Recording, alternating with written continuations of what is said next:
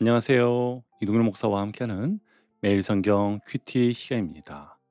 오늘 우리가 함께 나눌 본문은 창세기 성경 46장 28절에서 47장 12절 말씀입니다. 여러분, 인생을 살다 보면 분명 하나님이 인도하시는 것 같은데도 마음 한편이 이상하게 불안할 때가 있습니다. 이 길이 정말 맞나? 왜 하나님은 자꾸 내가 생각하지 않았던 방향으로 인도하실까? 나는 분명 가나안을 기대했는데 왜 애굽으로 가고 있는 걸까? 야곱이 딱 그런 마음이었을 것입니다. 사실 야곱은 가나안에서 생을 마무리하고 싶었겠지요. 아브라함과 이삭이 살았던 땅, 하나님이 약속하신 땅, 조상들의 무덤이 있는 땅에서 인생을 끝내고 싶었을 겁니다. 그런데 하나님은 야곱을 애굽으로 보내시는데요. 그것도 잠깐 다녀오는 여행이 아니라 아예 가족 전체를 이끌고 내려가라 하십니다. 인간적으로 보면 참 이상한 방향입니다. 왜냐하면 애굽은 성경에서 점점 세상을 상징하는 장소로 등장하기 때문입니다. 그런데 하나님은 지금 그 하나님의 언약 백성을 애굽으로 보내고 계신 것이지요. 여러분, 여기서 굉장히 중요한 사실이 있습니다. 하나님의 인도하심은요, 항상 내가 생각하는 방식과 같은 것은 아니라는 것입니다. 때로는요, 하나님이 올라가라 하실 줄 알았는데 오히려 내려가라 하실 때도 있습니다. 그래서 중요한 것은 방향보다 동행입니다. 창세기 46장에서 하나님은 야곱에게 이렇게 말씀하셨지요. 애굽으로 내려가기를 두려워하지 말라. 내가 너와 함께 애굽으로 내려가겠고. 아멘. 여러분, 이 말이 굉장히 놀랍습니다. 우선 고대 사람들의 생각에는요. 신은 자기 영역을 벗어나지 못한다고 생각했는데 하나님은 내가 애굽까지 같이 간다라고 말씀하신 겁니다. 이것은 단순한 위로가 아니었어요. 나는 가나안에서만 하나님이 아니라 애굽에서도 하나님이다. 이 선언이었습니다. 그리고 오늘 본문은 하나님께서 단순히 야곱 가족을 피난시키시는 것이 아니라 새로운 역사를 준비하고 계심을 보여줍니다. 그 과정 속에서 계속 반복되는 단어가 하나 보이는데요.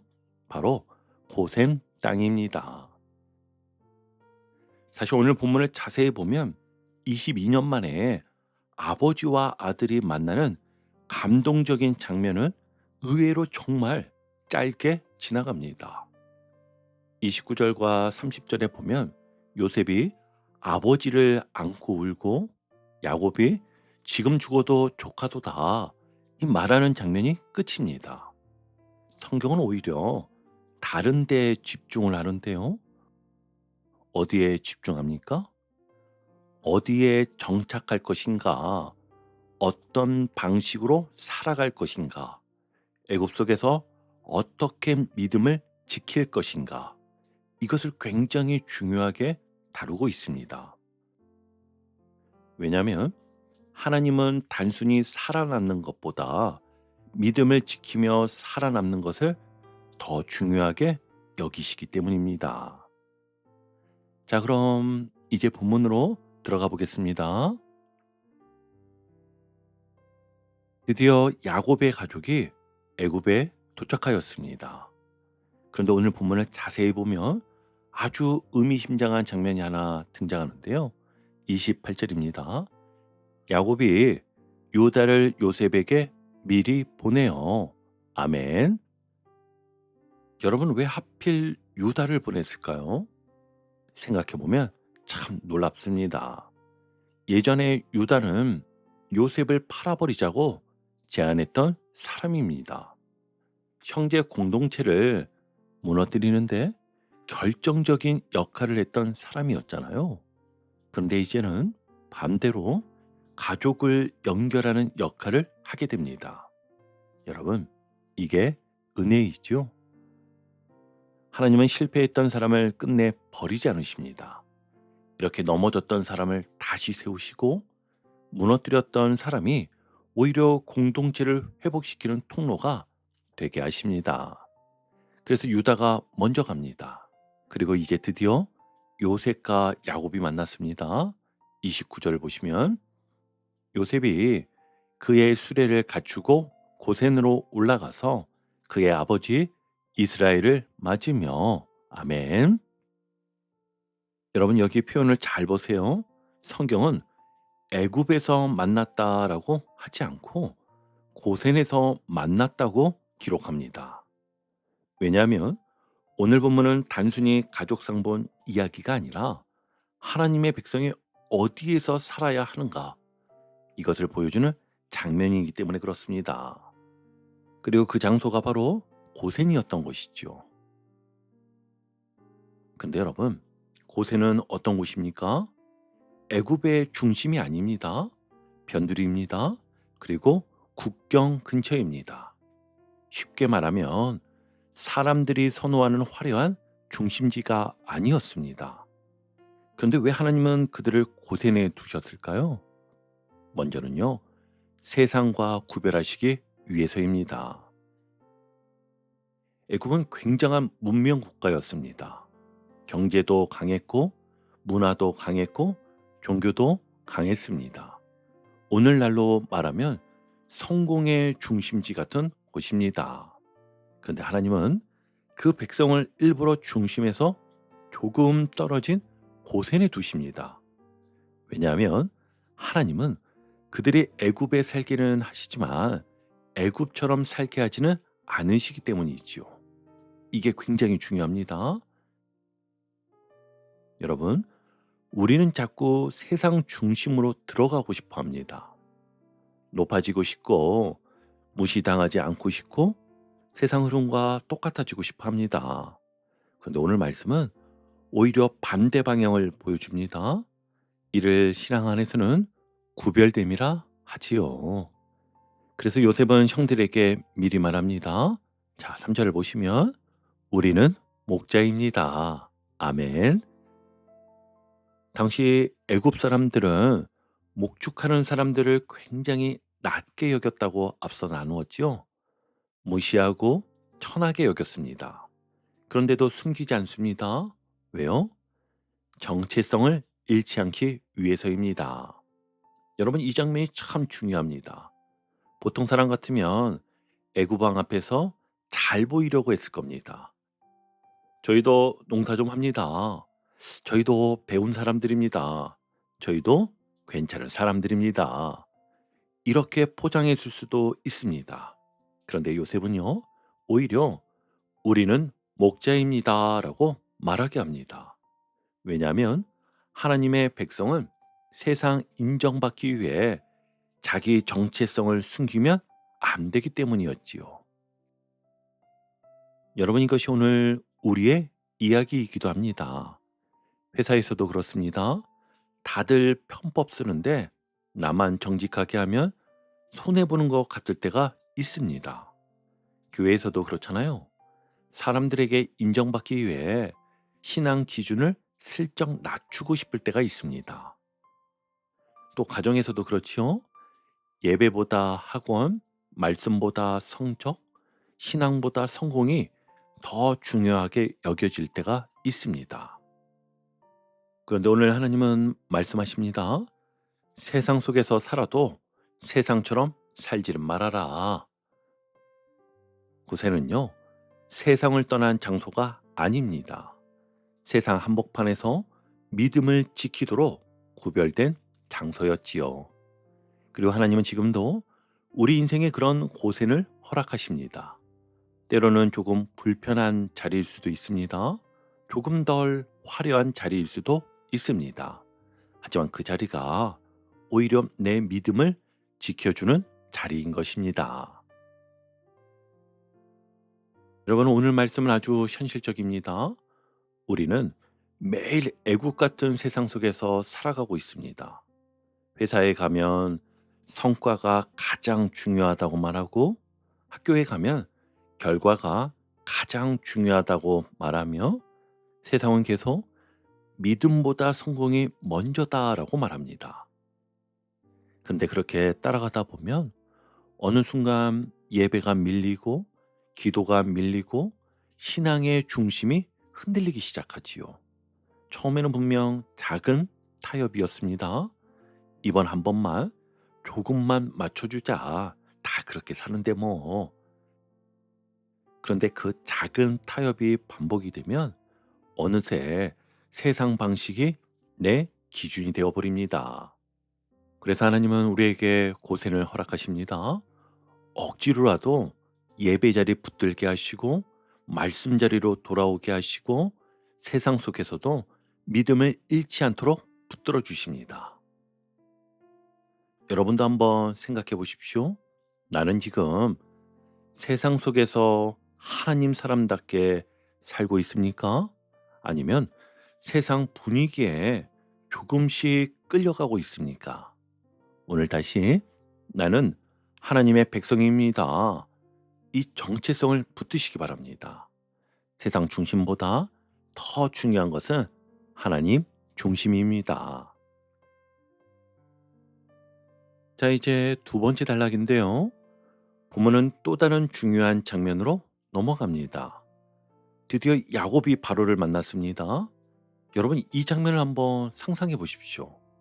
한 사람은 당대 세계 최강의 권력자인 애굽의 왕 바로였습니다. 그리고 다른 한 사람은 지팡이를 짚은 130세 노인입니다. 겉으로 보면 비교가 안 됩니다. 한 사람은 모든 것을 가진 사람 같고 한 사람은 평생 떠돌아다닌 나그네처럼 보이잖아요. 근데 오늘 성경은 놀라운 장면을 하나 기록합니다. 7절 한번 같이 보시면 야곱이 바로에게 축복하매 아멘. 여러분, 이게 얼마나 놀라운 장면인지 느껴지십니까?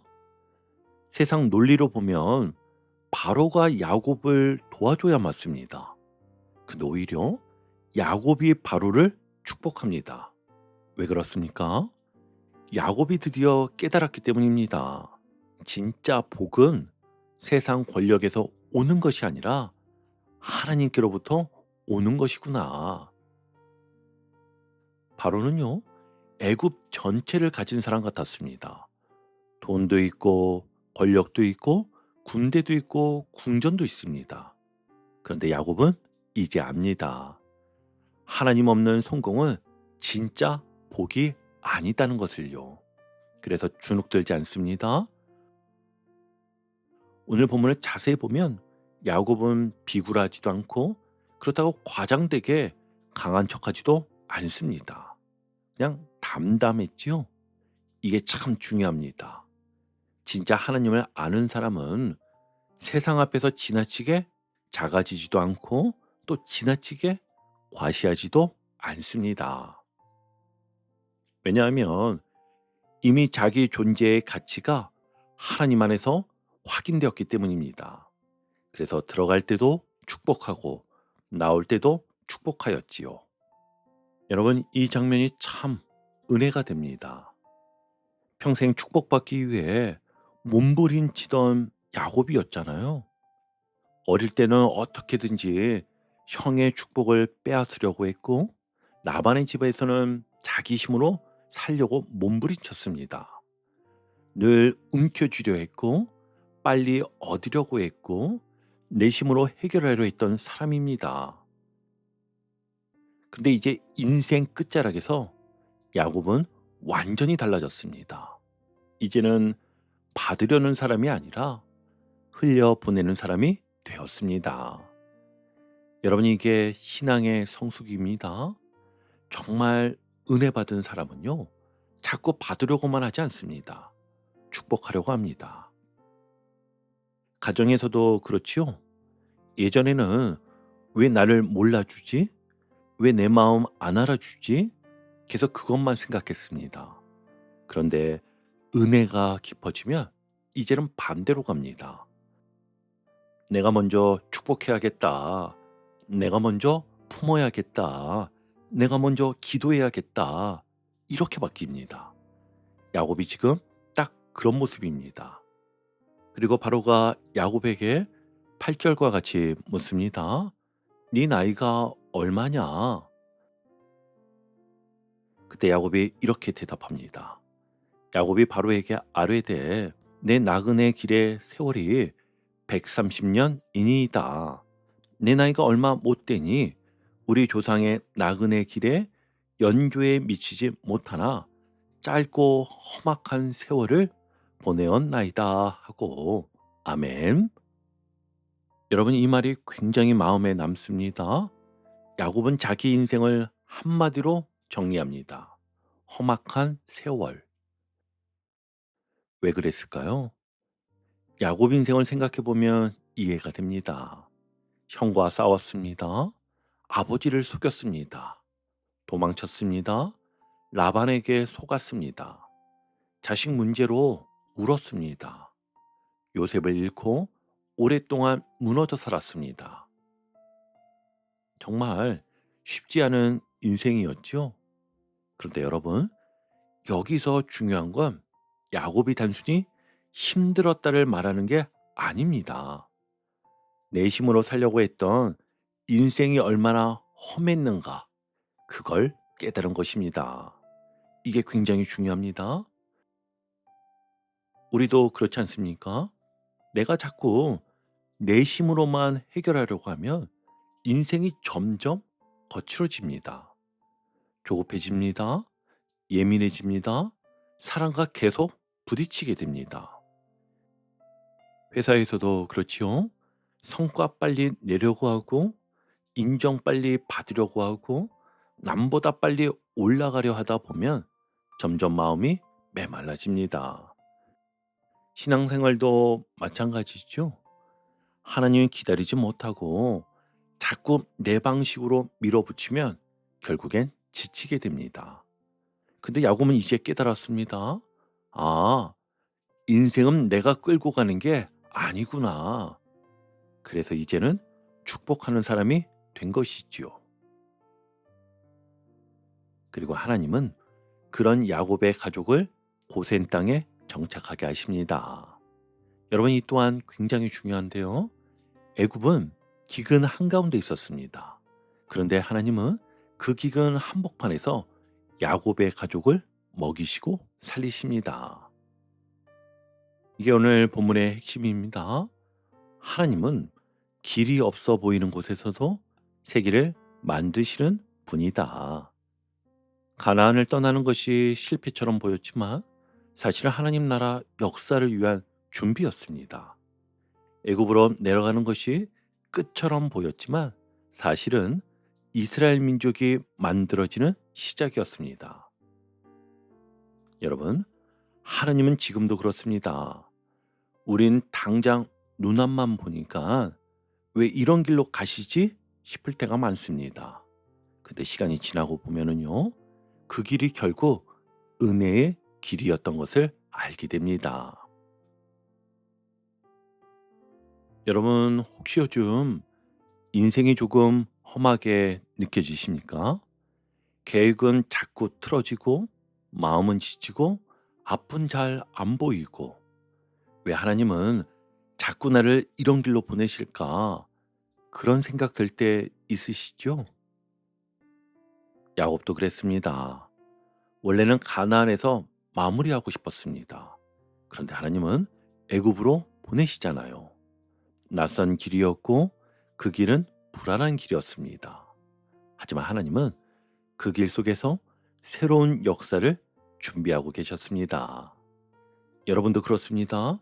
지금 이해되지 않는 길이라도 하나님이 함께 가시면 그 길은 절대 헛된 길이 아닙니다. 어쩌면 지금의 직장, 지금의 환경, 지금의 기다림 속에서 하나님이 내 믿음을 다듬고 계실 수도 있습니다. 중요한 것은요, 왜 이런 길인가 보다 하나님이 함께 하신가입니다. 여러분, 하나님은 지금도 우리 삶 가운데 새 길을 만들고 계십니다. 그러니 오늘도 조급함보다 믿음을 선택하시고 세상 기준보다 하나님 기준을 붙드시고 받기보다 축복하는 인생으로 살아가시길 바랍니다. 하나님은 오늘도 우리 인생 가운데 새 길을 내시는 하나님이십니다. 아멘.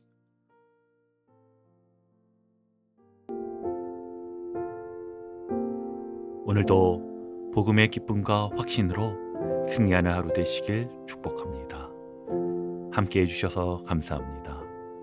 내일 큐티 시간에 다시 뵙겠습니다.